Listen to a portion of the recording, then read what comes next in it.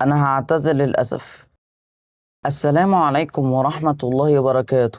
أنا هعتذر للأسف. أنا عارف إنكم هتزعلوا مني وهتقولوا أنت مش هتنزل فيديوهات خلاص، مش هنشوفك تاني خلاص. هتقولوا لي يا محمد ليه كده؟ إحنا عملنا فيك إيه؟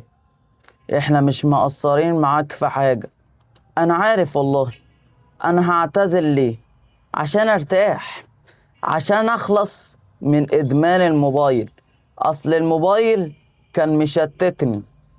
أعمل مونتاج ويجيلي إشعار أضغط عليه ألاقي نفسي بتفرج على ريلز وشورتس والكلام ده كله. وعايز كمان أتخلص بقى من الكهرباء اللي مطلعها لي الموبايل لدماغي. أعيش حياتي بقى زي زمان، لا موبايل ولا بتاع. أنا مش هعتزل للأبد.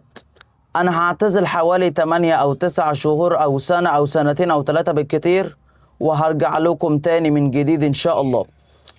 وعايز بقى أبقى زي ما أنا كنت في زماني، وارجع لزمان أمسك تليفون نوكيا قديم من أول الألفينات. ياه، بتخليني أحس براحة يعني مش هوصفها لك، غير طبيعية من أول نظرة ليها. لا مونتاج، لا تليفون، لا تشتيت، لا وجع دماغ، لا موبايلات.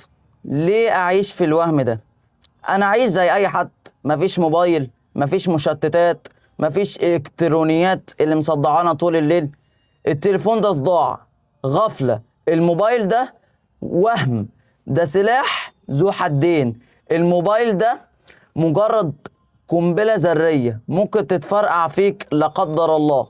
جرب ما تمسكش الموبايل أيام أو شهور أو سنين كتيرة قوي، وانت إن شاء الله هتشوف النتيجة. قول لي ايه إحساسك لما كنت منعت نفسك من مسكة الموبايل شهور أو سنوات كتير؟ اكتب لي في تعليقات، وصلي على النبي عليه أفضل الصلاة والتسليم.